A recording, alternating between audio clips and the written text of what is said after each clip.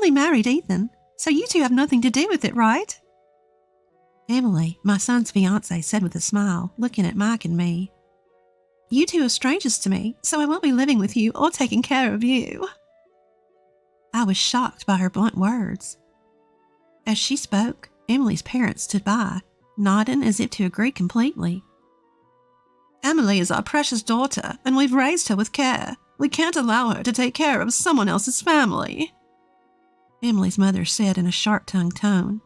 Though I was taken aback, I answered politely, I understand. Mike and I hadn't thought for a second that we need Emily to take care of us. Yet I thought there was no need for her to say it that way. Moreover, who repeats strangers during a family introduction? I felt a little uneasy, but what Emily's true character revealed at that moment was just the beginning. My name is Michelle, and I'm 71 years old this year. My family includes my husband Mike, who's a year older at 72, and my son Ethan, who turns 42 this year. Ethan, perhaps because he's an only child, has a gentle and relaxed personality. After graduating from science graduate school, he works in research at a major manufacturer. After getting a job, he started living alone comfortably in a condominium near his company. Judging by the rather upscale condominium, it seems he's earning a decent salary. I'm not worried about that, but as a parent, I also hope he finds someone nice to settle down with. Of course, it's Ethan's choice, and I can't force him. That's when it happened. Ethan casually came home and reported, a little shyly, Actually, I'm dating someone right now. I'm thinking of getting married. I want to introduce her soon. Mike and I were surprised, as he had never shown any interest in women before. Sure enough, I must admit that I felt relieved. Well, isn't that wonderful? I said. These days, the number of single people is increasing, but if you found a good person, nothing could be better. So what's this person like? Mike and I eagerly asked Ethan. We'll be having a family introduction with her parents soon, so I'll introduce you to her then. Ethan said with a smile. Our conversation was livelier than ever with Ethan. That sounds exciting, I said nonchalantly, letting my imagination wander about who this person might be, without knowing the kind of person Ethan's partner would turn out to be. Eventually, the day of the meet and greet arrived. The location was chosen by the other parents, and it was to be an upscale fine dining restaurant. We, who weren't accustomed to such formal places, were very nervous on that day. Finally, Ethan's girlfriend and her parents arrived. Her name was Emily, 32 years old, 10 years younger than Ethan. With her charming demeanor, shiny hair, and what looked like expensive clothing, she made an impression. I'm Emily Thompson. Nice to meet you, Emily greeted crisply. Her parents, too, were dressed in high-end clothing, which made me think she must come from a well-to-do family. As it turned out, her parents run a company, and Emily works there as well. Ethan and Emily met through a mutual acquaintance, it seemed. Soon the food was served, and we talked about the wedding and other things as the family introduction went smoothly. I was thinking to myself how wonderful it was that Ethan had found a good person when something happened. Oh, but these formal meetups are so stuffy, don't you think? I told them I didn't think it was necessary. Emily suddenly said, her voice shifting. I tilted my head, confused for a moment. I just married Ethan, so you two are not related to me. Emily continued, smiling at Mike and me. You two are strangers to me, so I won't be living with you or taking care of you. I was shocked by Emily's sudden words. Emily's parents seemed to agree, nodding their heads. Emily is our precious daughter, and we can't have her taking care of someone else's family, Emily's mother declared firmly. Feeling shaken, but maintaining composure, I responded carefully. I understand. Just to be clear, we haven't discussed living together or anything like that.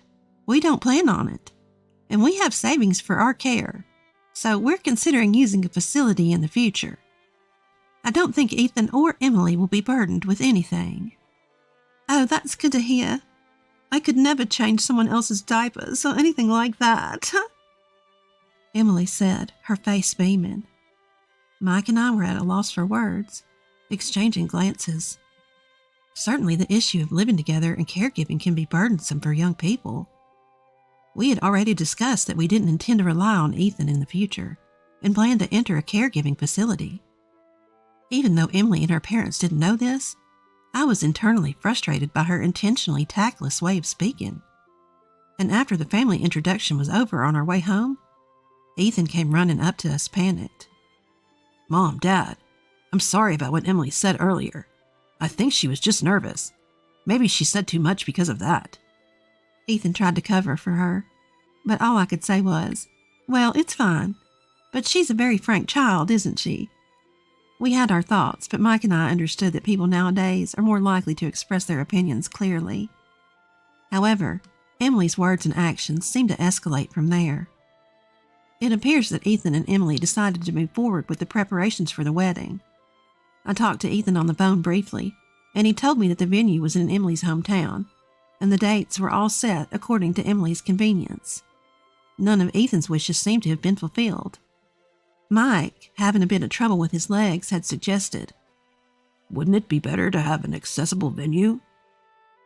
But it seems he was overridden by the desire for a venue with beautiful decor. "Are you okay with that?" I couldn't help but ask, concerned. "It can't be helped. The wedding is mainly about the woman. Sorry to Daddy, though." While that was indeed true, I became a little worried as Ethan's wishes were being entirely ignored. "I need to prepare for the ceremony now. I'm busy, so I'm going to hang up." As Ethan was about to end the call, I asked hurriedly, "You're busy, but Emily is helping, right?" Emily is busy attending bridal beauty treatments, so I'm in charge of the details." "I see." I had thought not to interfere in their affairs, but something seemed off, since they said they'd come to our house on their next day off to discuss the wedding. I thought about taking the opportunity to talk to Emily a little. I don't intend to be nagging or intrusive, but since Emily is marrying my son, I thought that if I could get to know her better, I might see her good side. And so the weekend arrived. As planned, the two of them came over to our house. After chatting for a while, Ethan and Mike went out to the porch to smoke, leaving the room. Only Emily and I were left in the living room. I thought this was a good opportunity, so I spoke to Emily with a smile.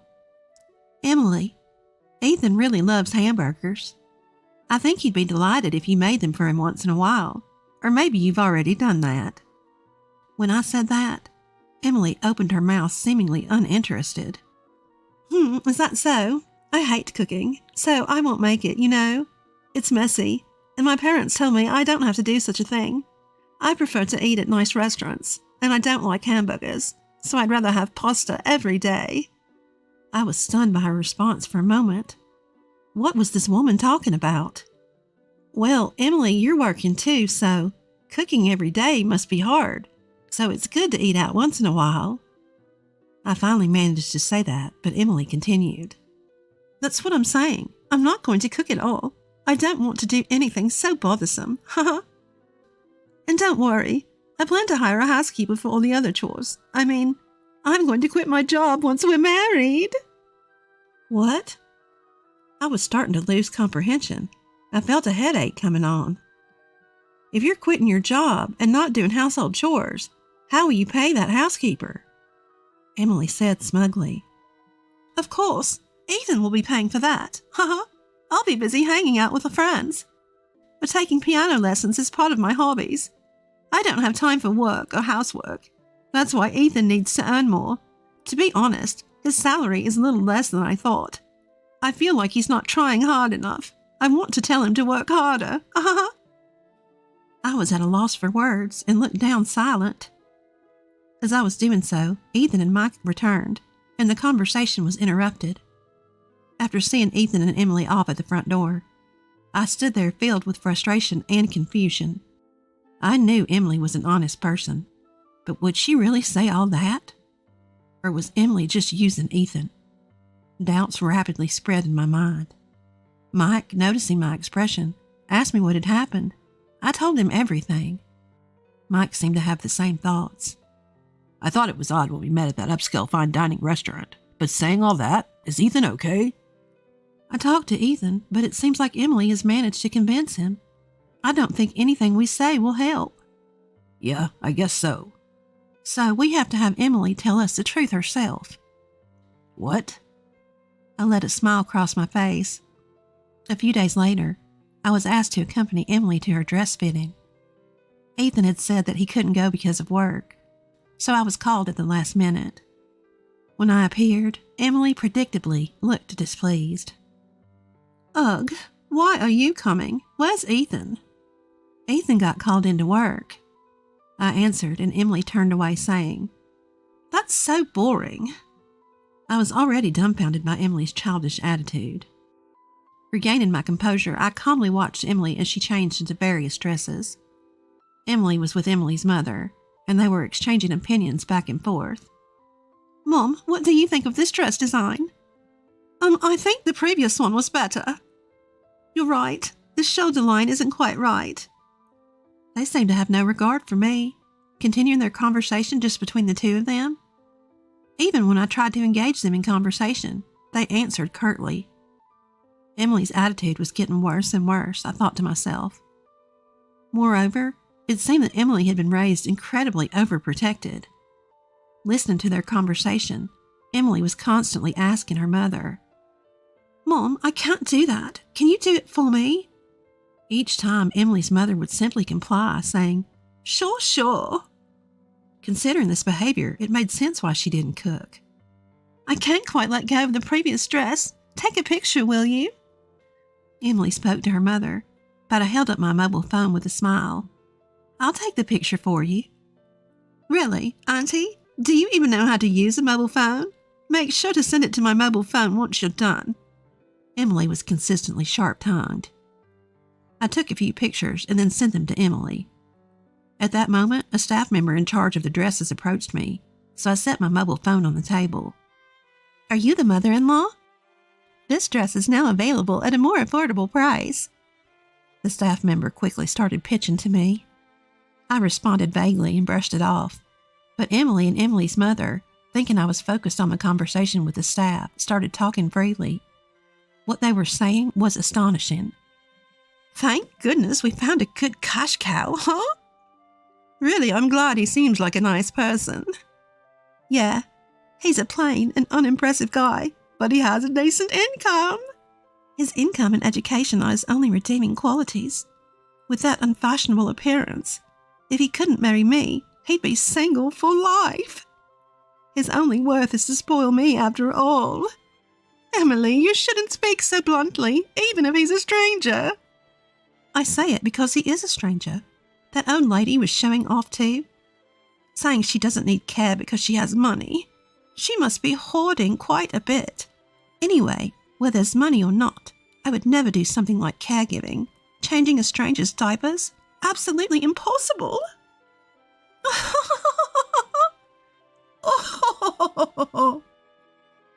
As Emily laughed saying that, Emily's mother also started laughing.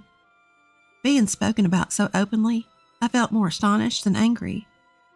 Emily indeed showed her terrible true nature.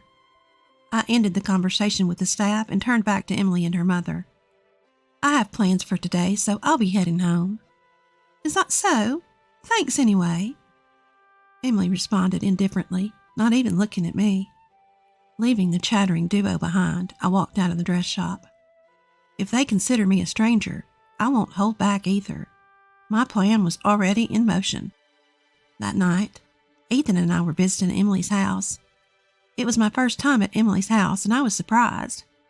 I had heard that Emily's house was a fairly large single-family home, and indeed it was spacious, but it was completely neglected. Weeds were growing wild, and the window glass was cracked. What's going on, Ethan? You said you wanted to see me all of a sudden. Emily, coming out of the house, answered nonchalantly. I need to talk to you. Ethan spoke quietly. Ugh, it's late, and this is a hassle. Let's do it tomorrow. I really need to talk to you. It's important. Ethan, who's usually gentle, was persistent and spoke in a strong tone this time. Were you after my money? What? What are you talking about? Suddenly? There's no way that's true. What's happened, Ethan? Emily started to panic. I didn't think it was true either, but then I heard this. Ethan said that and took out my mobile phone. He pressed the play button on the recording app. Then Emily and Emily's mother's voices were heard. As Emily listened, her face turned pale. Yes, I had recorded their conversation while matching today's outfits.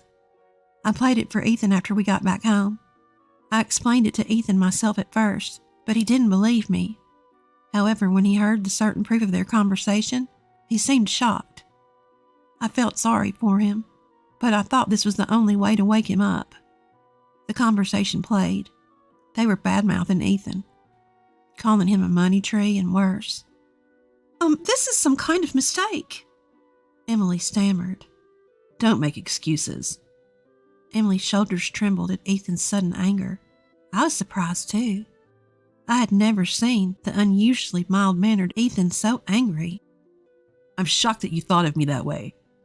Even when you did whatever you wanted, I tried to bear it because I wanted to do my best to meet your wishes. But you never had any affection for me. I can't marry someone like that. The engagement is off. I'll cancel the wedding. Ethan stated firmly, and Emily fell silent. Then, just when I thought she had been quieted, she turned on us, glaring. "If you found out, it can't be helped. But since you're the one calling off the wedding, you'll pay the cancellation fee and the compensation for breaking the engagement too," Ethan exclaimed. What? She was a greedy, outrageous woman. However, I calmly told her, "Do you think you're in a position to say something like that? Aren't you the one at a disadvantage?" I challenged, holding my mobile phone up to Emily. "This audio recording is evidence. You clearly stated that you're after my son for his money. You know what will happen if this gets out, right?" My words sent Emily into a panic. Wait a minute. Mother-in-law." "Mother-in-law? There's no reason for you to call me that. You're just a stranger in the end, aren't you?" I laughed at Emily, who was at a loss for words. "As you wish. I'll treat you as a stranger forever." I held back on speaking my mind because I thought you would become Ethan's wife. But if you're a stranger, I can say whatever I want. You're a money-hungry, useless woman. Ethan deserves better than someone like you." Emily's face turned bright red, whether from anger or embarrassment, and she trembled violently. Eventually, sensing something was amiss from our exchange, Emily's parents hurried over to us. "What's going on here?" I responded with a smile to Emily's mother, who asked with a composed face, "This marriage is off. It seems your daughter was referring to my son as a cash cow. We'll be billing you for the compensation for the broken engagement and the cancellation fee for the venue."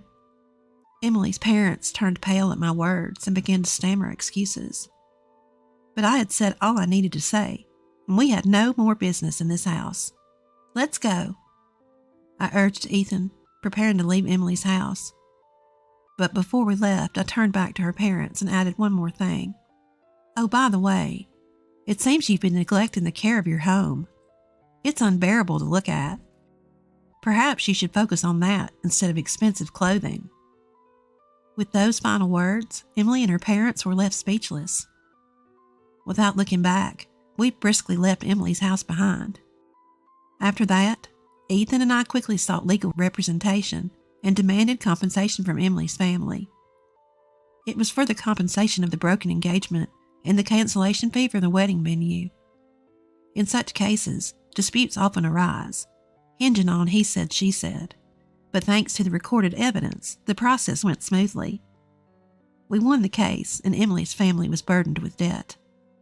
Later on, we heard that Emily's parents' company had already gone bankrupt. They used to be wealthy, living in a large house with a housekeeper and enjoying a carefree lifestyle. But a few years ago, with the economy taking a downturn, her father's company went under. They had been struggling financially, as could be seen from the condition of their dilapidated house. Yet Emily's family couldn't give up their flashy lifestyle. Even after going bankrupt, they kept up appearances, pretending to run a business, and never stopped wearing expensive items. Emily seemed to have hardly worked at all. After her parents' company went under, working outside the home was never an option for her. She tirelessly sought someone who could lavish her with luxuries on her parents' behalf, running around introducing herself to various people in search of a partner. She claimed to be a company president and played the part of a refined lady with her whole family. But her true nature was seen through by Ethan, her finally found partner, and the engagement was called off. After that, she approached various men, but her true identity was always discovered, and now it seems no one wants to associate with her. Ethan heard rumors from acquaintances about how the whole family was in dire straits. As for Ethan's life afterwards, after a few years, he met a wonderful person, and they married right away. She's an honest, kind, and loving woman. With her, there's nothing to worry about, he thinks. Even though a lot has happened, I'm truly glad that Ethan has found happiness. Every time I see Ethan's calm smile, both Mike and I feel a sense of joy.